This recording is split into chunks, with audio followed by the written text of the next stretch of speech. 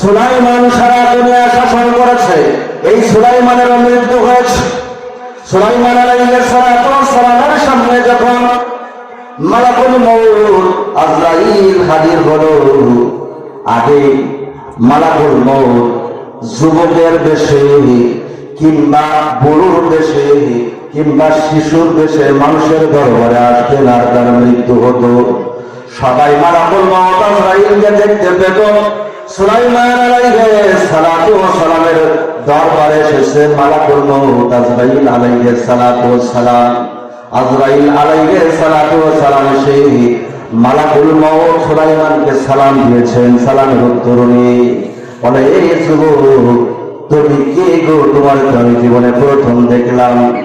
আজরাইল সুলাইমান আলাইহিস সালাম বলেন, হে পয়গম্বর সুলাইমান, আপনার সাথে জীবনে আমার কোনদিন দেখা হই নাই, প্রথম দেখা। হে সুলাইমান, আমি যার সাথে একবার দেখা করি সে এই জীবনে পৃথিবীতে আর বেঁচে থাকে না। কি থাকে না ধরে বলেন? এই দুনিয়ায় আর কি থাকে না? বেঁচে এই দুনিয়ায় আর বেঁচে থাকে না। মালাকুল মউত আজরাইল সুলাইমানকে যখন এই কথা বলেছে, সুলাইমান আলাইহিস সালাম বলতেছে, মালাকুল মউত রে কি চাও? বলে, সুলাইমান আপনার জান চাই। কি চাই ধরে বলেন? আপনার জান চাই রে সুলাইমান, আপনার জান চাই, আপনার জান চাই। সুলাইমান আলাইহিস সালাম আজরাইলকে বলে, আজরাইল রে ওই দেখো আমি মসজিদুল আকসা তৈরি করি। ধরে বলেন আল্লাহু আকবার। সুলাইমান কি তৈরি করে? মসজিদুল আকসা তৈরি করতেছে সুলাইমান আলাইহিস সালাম। বলে, দেখো মসজিদুল আকসা আমি তৈরি করি। হে আজরাইল, আমাকে কি একটু সময় দেওয়া যায় না?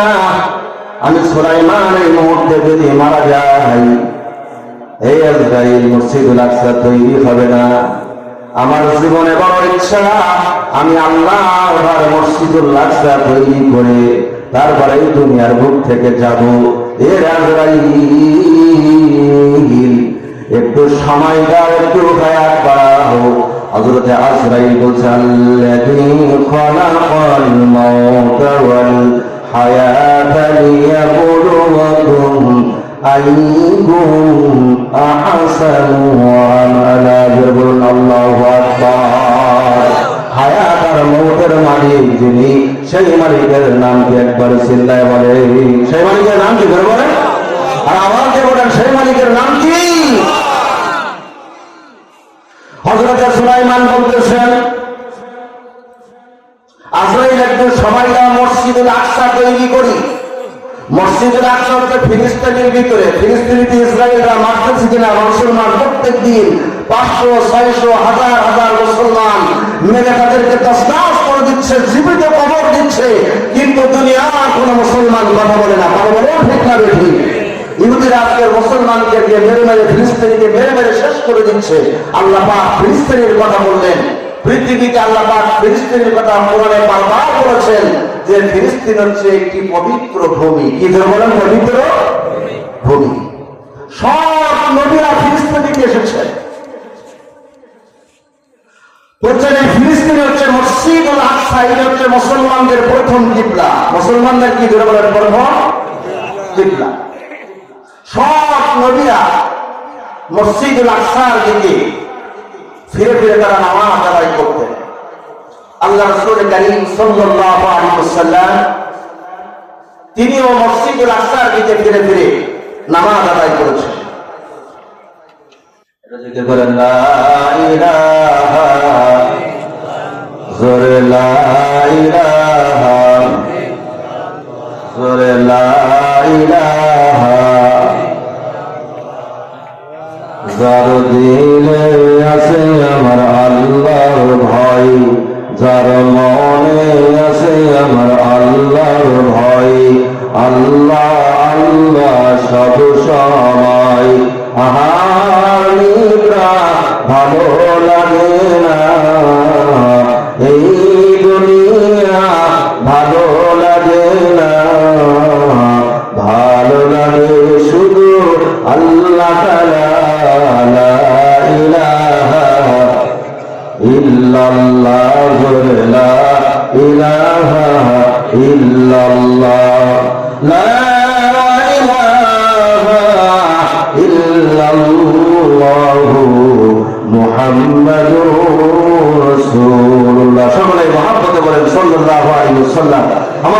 মুসলমান ভাইরা, হযরত সুলাইমান মসজিদ রাস্তা তৈরি করেছে, আমার নবী মসজিদ রাস্তার দিকে ফিরে নামাজ আদায় করেছেন।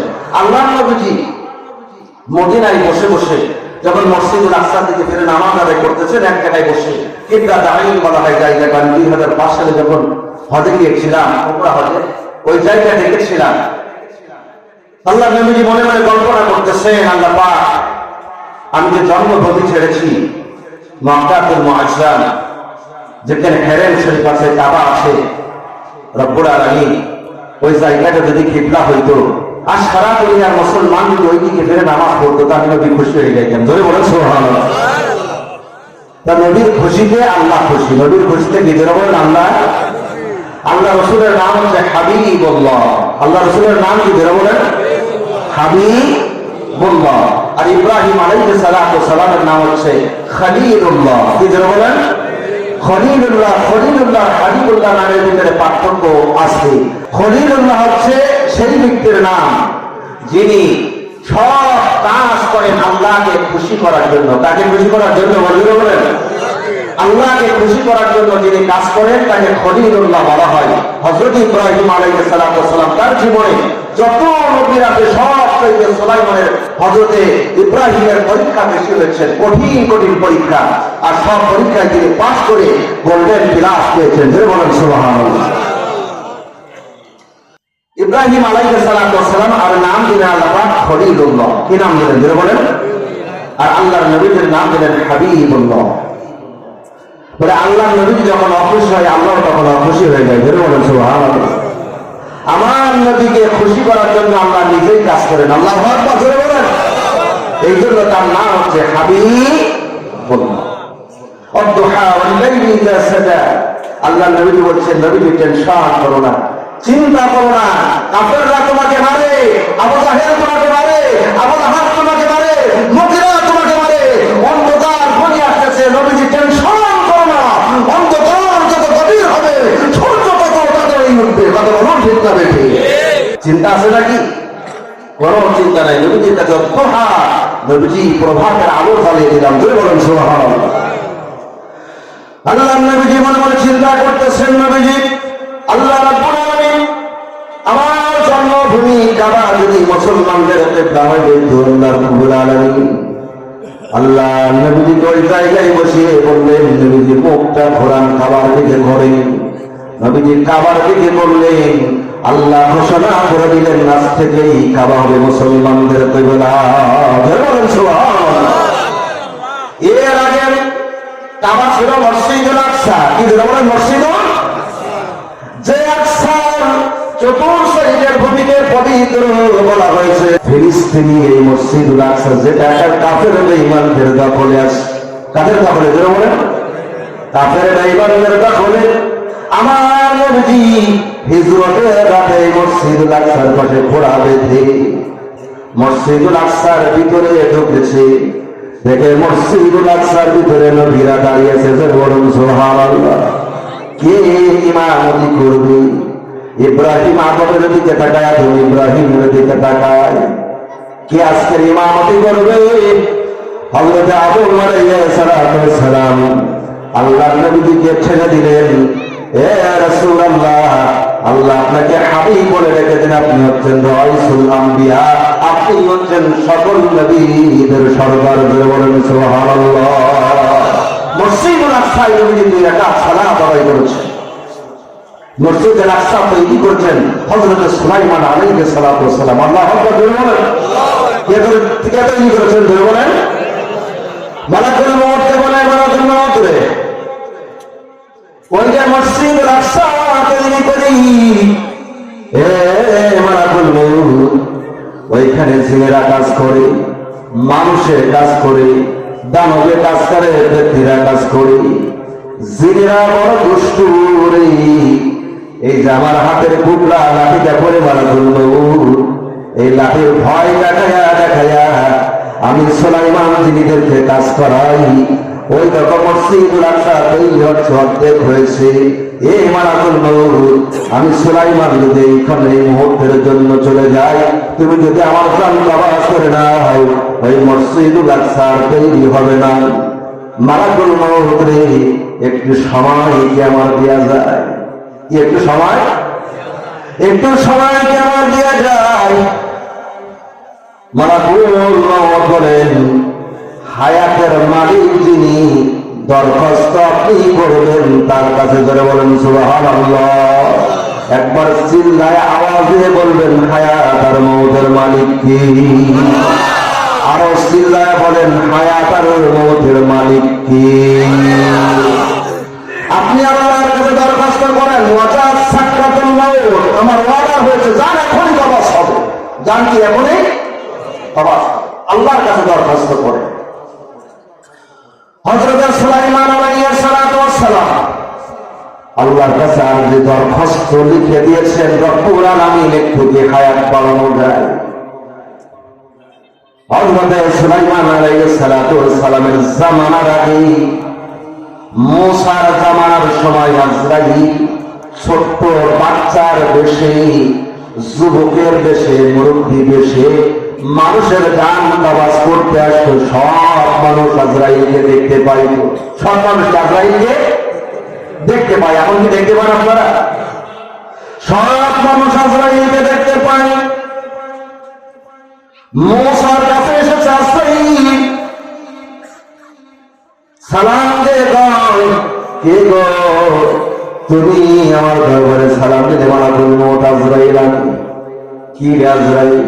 বলে আপনার জান কবজ হবে। কারে পাই? মুসারে। কারে পাই? ধরে বলে আপনার জান কবজ হবে। বলে তোমার এত বড় সাহস, তুমি আমার জান কবজ করবো? এই আজরাইল, আমার হাত তোমার সাহায্য করবে না, আমার মাথা তোমাকে সাহায্য করবে না, আমার পা তোমার সাহায্য করবে না। কেমন করে তুমি মুসার জান কবজ করবা? মুসা ছিলেন দুনিয়ার সব চাইতে রাগী নবী। সব চাইতে কি দিল বলে? যত নবী আছে সব চাইতে রাগী নবীর নাম হচ্ছে হযরতে মুসা আলাইহিস সালাতু ওয়াস সালাম। হযরতে মুসা আলাইহিস সালাতু ওয়াস সালাম বলে, আজরাইল আমি সাহায্য করব না। আজরাইল বলে, আমি আজরাইল আপনার সাহায্য চাই না, আমি আজরাইল আমার নিয়মে আপনার জান কবজ করব। আজরাইলের কথা বলতে দেরি, পয়গম্বর মুসা আজরাইলের চোখে সর মারতে দেরি হয় নাই। জোরে বলুন আল্লাহু আকবার। আজরাইল এমন করে ধাক্কা মেরেছে যে আজরাইলের একটা চোখ, বাম চোখ খুলে ডান হাতে চলে এসেছে। আল্লাহু আকবার। জোরে বলেন না। মারে কার? জোরে বলেন। আজরাইল। কার মারে? জোরে বলেন। আজরাইল। আল্লাহ রাব্বুল আলামিন বলেছেন, একজন নবীর দাওয়াতে আমি 40 জন যুবকের শক্তি দিয়েছি। জোরে বলেন সুবহানাল্লাহ। মুসার বাহুতে কয়জন যুবকের শক্তি? 40 জন। একটা সর মেরেছে, আজরাইলের চোখ বাইরে হাতের পরে চলে এসেছে।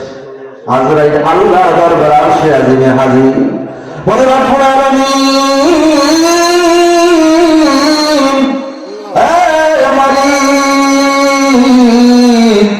আমি আজরাইলের এই দায়িত্ব পালন করতাম না। কি আজরাইলের দায়িত্ব? বলে রব্বুল আলামিন, এই জান কবজ আর দুনিয়ায় কোনো মানুষের করব না। কেন আজরাইল কি করার জন্য করবি না? আজরাইল বলে, রব্বুল আলামিন আমার দিকে একটু খেয়াল করো। আল্লাহ আজরাইলের দিকে তাকাইয়া দেখে আজরাইলের একটা চোখ বাইর হয়ে গেছে, একটা চোখ নাই। জোরে বলেন আল্লাহু আকবার। আজরাইল কানা। আজরাইল কি করে বলে? এক চোখ কানা। আজরাইলের একটা চোখ বাম হাতে। বলে আজরাইল, তোর এই অবস্থা কে করছে? বলে, ইয়া রব্বুল আলামিন, তোমার পয়গম্বর মুসা এক সর মেরে আমার চোখ কানা করে দিয়েছে। আল্লাহ রাব্বুল আলামিন মুসার কাছে এলান জারি করেছে, মুসা, মৃত্যু তোমার কাছে পৌঁছিয়েছে, তুমি মৃত্যু গ্রহণ করবা। আজরাইলকে কেন চল মেরেছ? হযরত মুসা বলেন, রব্বুল আলামিন, আজরাইল আমার দরবারে হাজির। আমি বললাম, আমি জান তোমারে দেব না, আমার হাত সাহায্য করবে না, পা সাহায্য করবে না। কেমন করে জান নিবা? আজরাইল তাই আমার মতো করে জান নিব। রব্বুল আলামিন তুমি না আমার জামানার পয়গম্বর বানিয়েছো। রব্বুল আলামিন এই জামানার সবচাইতে বড় লিডার এখন আমি মুসা। ধরে বলেন সুবহানাল্লাহ। এখন জামানার সবচাইতে বড় লিডার কে? ধরে বলেন, আরো ধরে বলেন কে? রব্বুল আলামিন। আমি আজরাইলকে বললাম জান নিবা কি করে? বলে আমার মতো করে নেব। রব্বুল আলামিন আমি তোমার পয়গম্বর, তোমার সাথে আমার তোর পর্বতের দিদার ভাই কথা হয়। আর আজরাইল তোমার একজন ফেরেশতা। ওই আজরাইল তার নিজের গতিতে জান কবজ করবে। আজরাইল যদি বলতো আমারে যে মুসা তোমার সাহায্য লাগবে না, আমার রব অর্ডার করেছে, আমার রবের নিয়মে তোমার জান কবজ করব, আমি মুসা আজরাইলকে সর দিতাম না। জোরে বলেন সুবহানাল্লাহ। আজরাইল কয় আমি পয়গম্বর, আমার সামনে তার নিজের গতিতে আমার জান নিবে। কত বড় সাহস! আল্লাহ আজরাইলকে রেখে বলে আজরাইল রে, মুসা যেটা করেছে সেটা তো ভালোই করেছে। ধরে বলুন সুবহানাল্লাহ। আমার পয়গম্বরের সামনে যে তোমার গতি দেখাও। বলে রব্বুল আলামিন এই দায়িত্ব দিতাম না, আমার এই দায়িত্ব থেকে আপনারা দিবেন। বলা যায় না তোমার অপরাধ দিতে। বলে রব্বুল আলামিন এমন বিপদে পড়বো না জানি কার বাড়িতে কোন দিন যাবো, বাপ আর বেটাই মিলে আজরাইলের ঘরের ভিতরে বাইন্দা রাখবে। আজরাইল এই দায়িত্ব আমি নিতাম না, রব্বুল আলামিন দায়িত্ব আপনি পরিবর্তন করে দেন। বলে না না আজরাইল রে, দায়িত্ব তোর নিতে হবে, আমি জান কবজের সিস্টেমটা পরিবর্তন করে দেব। জোরে বলুন সুবহানাল্লাহ। কিসের কি? জান কবজের কি বলেন সিস্টেমটা? বলে রব্বুল আলামিন কি সিস্টেম পরিবর্তন করবেন? বলে আজরাইল মানুষের কাছে যাবি, এখন তো দুনিয়ার সব মানুষ করে দেখতে পাই, এবার যার কাছে যাবি ওই মানুষটা সারা দুনিয়ার আর কোন মানুষ তোরে দেখতে পাবে না। জোরে বলেন সুবহানাল্লাহ। যার মউত হবে সেই আজরাইলকে দেখতে পাবে, যার মউত হবে সেই আজরাইলকে, তাছাড়া দুনিয়ার আর কেউ দেখতে পাবে না। বলবে রব্বুল আলামিন, আজরাইল বলে রব্বুল আলামিন রূহ তো জোর দিবে। আল্লাহ রাব্বুল আলামিন বললেন না, রূহ আমি আদমের খাতায় বন্দী করে রাখবো। জোরে বলুন আল্লাহু আকবার। এ আজরাইল, মানুষ করে থাপ্পড় মারা তো দূরের কথা, দুনিয়ার যত বাদশা হোক, দুনিয়ার যত রাজা হোক, ওই মানুষটা যদি নাফরমান হয়, বেঈমান হয়, কাফের হয়, তোর হাত থেকে বাঁচার জন্য, পালানোর জন্য চেষ্টা করবে। তুই মালাকুল মউত আজরাইল যখন তার কাছে যাবি, তার পায়খানা প্রস্রাব ভয়ে হয়ে যাবে। মুসার মারত, চল মারত দূরের কথা, শুধু রুহু একবার মাথার উপরে যাবে, একবার পায়ের দিকে যাবে। সারা শরীরের ভিতরে রুহু শুধু দৌড়া দৌড়ি করবে, কিন্তু রুহু তোর হাত থেকে পালাতে পারবে না। এ আজরাইল, কাফের বেঈমানদের মউত তোর হাতে হবে। এ আজরাইল, তাদের মউত হবে আযাবের সহিত। তোকে থেকে তারা ছটফট করবে, পায়খানা করে ফেলবে, প্রস্রাব করে ফেলবে। এ আজরাইল, দুনিয়ার কোন বাদশা তোর কাছে বাদশা নাই। ওই সময় তোমার বিক্ষোভ চেহারা আমি এমন করব, তোর থেকে সব বাদশা, সব রাজা ভয়ে কম্পন শুরু করে দিবে। এ আমার মুসলমান ভাইরা, বাংলাদেশের 3 বারের প্রেসিডেন্ট খালেদা জিয়া বলেন আজরাইলের হাত থেকে কি বাঁচতে পেরেছি? পেরেছে? আমি বলেন পেরেছে? ইরশাদ কি বাঁচতে পেরেছে? জিয়া প্রেসিডেন্ট কি বাঁচতে পেরেছে? বঙ্গবন্ধু কি বাঁচতে পেরেছে? তারা যখন আসতো চতুর্সাইডে র‍্যাব, সেটা কোবরা। আল্লাহ রাব্বুল আলামিন বলে আজরাইল রে, দুনিয়ার যত বাদশা হোক না কেন, তোকে মারা দূরের কথা, তোকে দেখে পায়খানা করবে, প্রস্রাব করে ফেলবে।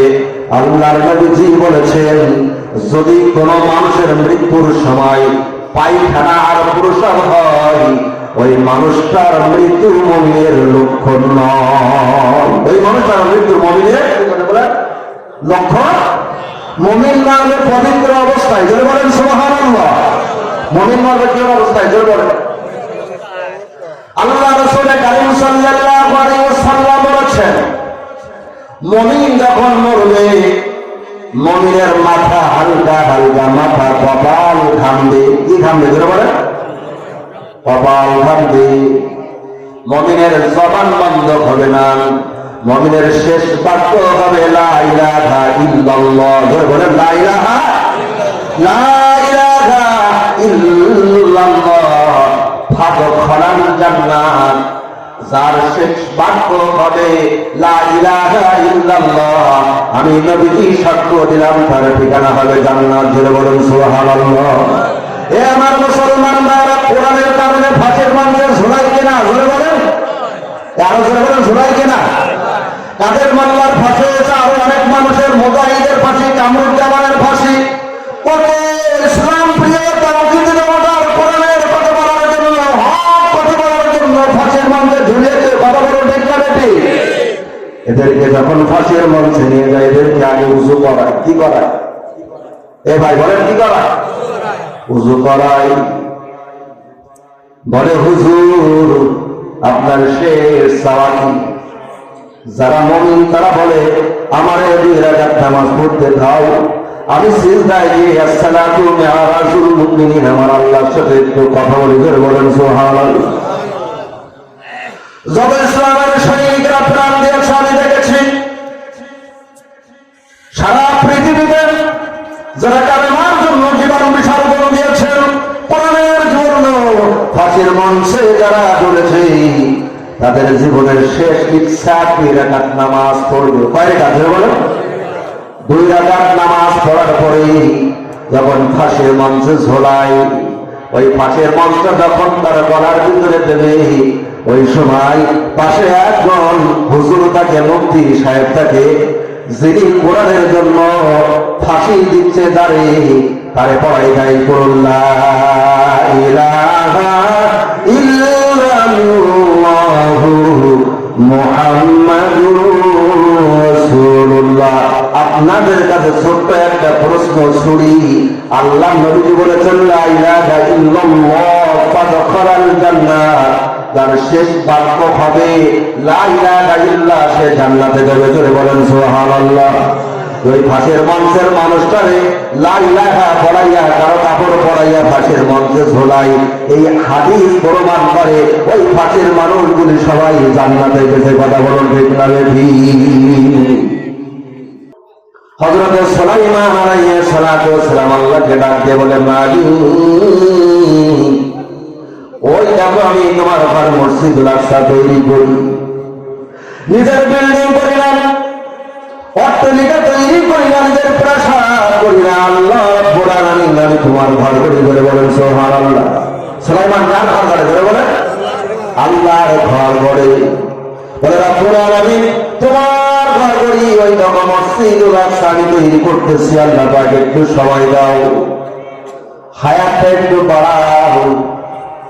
আল্লাহ রাব্বুল আলামিন বলে ওয়াদার যখন হয়ে গেছে, আল্লাহর ওয়াদারের কোনো কমতি হবে না। ওয়াজাত সাকরাতুল মউত, মৃত্যুর ওয়াদার হয়েছে, তোমার মৃত্যু হয়ে যাবে। এই সুলাইমান, আমি আল্লাহ তোমার মৃত্যুর সিস্টেমটা পরিবর্তন করব। জোরে বলেন সুবহানাল্লাহ। হযরত সুলাইমান বলে রব্বুল আলামিন মৃত্যুর সিস্টেম কি পরিবর্তন করবেন? বলে ইয়া সুলাইমান, লাঠি ভর দিয়ে দাঁড়াও। কি লাঠি ভর দিয়ে? লাঠি ভর দিয়ে দাঁড়াও। হযরত সুলাইমান আলাইহিস সালাতু ওয়াস সালাম লাঠি ভর দিয়ে দাঁড়ায়। বলে সুলাইমান রে, আমি তোর এমন মৃত্যু দিব, তোর চোখ 2টা খোলা থাকবে। জোরে বলেন সুবহানাল্লাহ।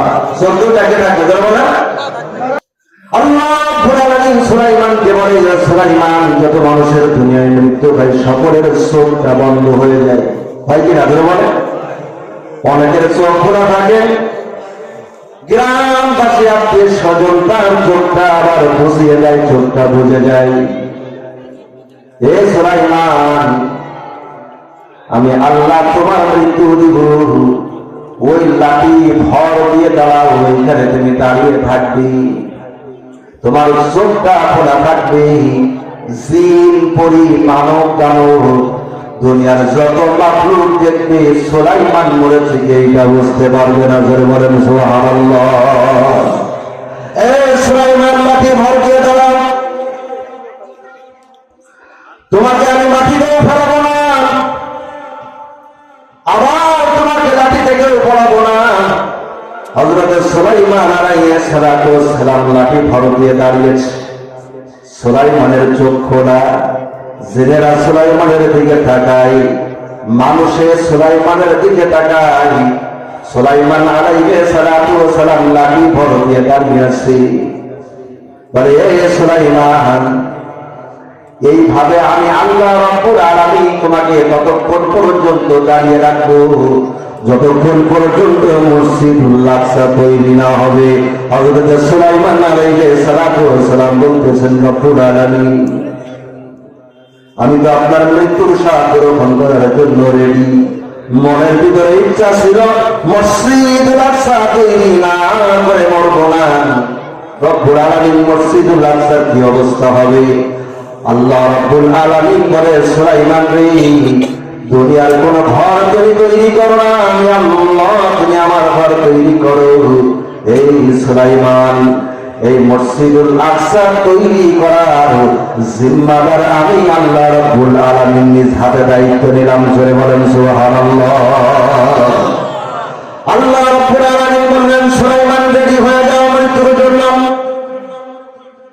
সুলাইমান আলাইহিস সালাম বললেন, রব্বুল আলামিন, মুমিন তো মৃত্যুর পরোয়া করে না। কত বলুন ঠিক না বেঠি? মুমিন মৃত্যুর পরোয়া করে? যে বলেন, মুমিন তো মৃত্যুর পরোয়া করে না। মুমিন সব সময় জিহাদের জন্য তৈরি, জীবন দেওয়ার জন্য তৈরি। রব্বুল আলামিন, তুমি যখন মসজিদুল আকসা তৈরি করার দায়িত্ব নিয়েছো, আমি সুলাইমান এই মুহূর্তের জন্য রেডি। মালাকুল মউত আজরাইলকে আমার জান কবজ করতে বলো। সুলাইমান আলাইহিস সালাম 110 বছর মৃত্যুর পরও লাঠি ভর দিয়ে দাঁড়িয়েছিলেন। জোরে বলুন আল্লাহু আকবার।